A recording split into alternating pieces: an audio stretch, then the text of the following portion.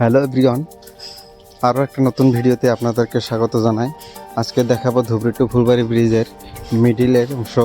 মিডিলে কতটুকু কাজ হলো সেটাই আপনাদেরকে আপডেট দেওয়ার চেষ্টা করব। আশা করি আপনাদের ভিডিও ভালো লাগবে। ভিডিও ভালো লাগলে অবশ্যই সাবস্ক্রাইব করে পাশে থাকবেন নতুন নতুন আপডেট পাওয়ার জন্য। তো এই যে জায়গাটায় কিন্তু যাওয়া বছর একটা দুর্ঘটনা হয়েছিল, আর সঞ্জু দাস নামে একজন সার্কেল অফিসার এই জায়গাতেই মারা গিয়েছিল। দেখেন এই যে এখানে কিন্তু প্রচুর বন্যার পানি এসেছে। স্রোত দেখেন, পানির স্রোত কিন্তু প্রচুর বেশি এখানে।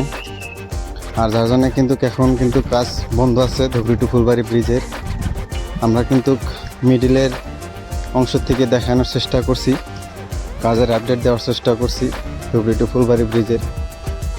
যেহেতু এখন আসামে প্রচুর বন্যা, যার ফলে কিন্তু ব্রহ্মপুত্র নদীর পানি অনেকটা বেড়ে গেছে, যার ফলে কিন্তু কাজ এখন বর্তমান স্টপ আছে।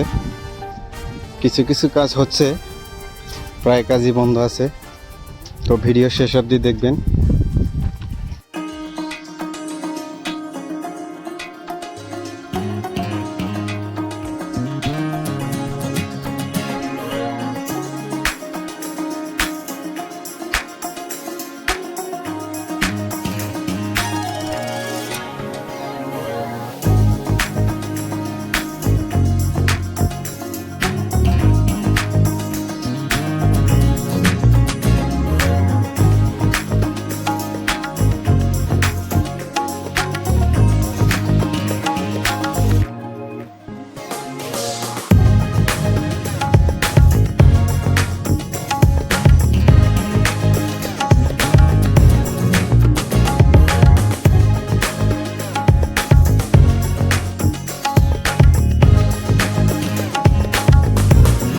আর ধুবড়ী টু ফুলবাড়ি ব্রিজ, এটা আসামের ধুবড়ী আর মেঘালয়ের ফুলবাড়িকে সংযোগ করবে।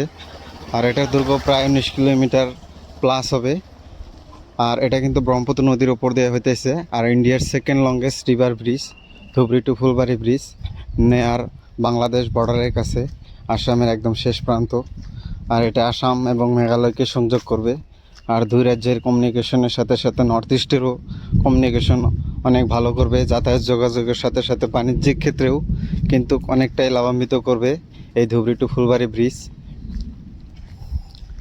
দেখেন বন্যার পানি কীরকম বেড়ে গেছে ব্রহ্মপুত্র নদীর, যার ফলে কিন্তু কাজ কিছুদিন স্টপ থাকবে, তারপরে কিন্তু দ্রুত গতিতেই চলবে ধুবড়ী টু ফুলবাড়ি ব্রিজের কাজ।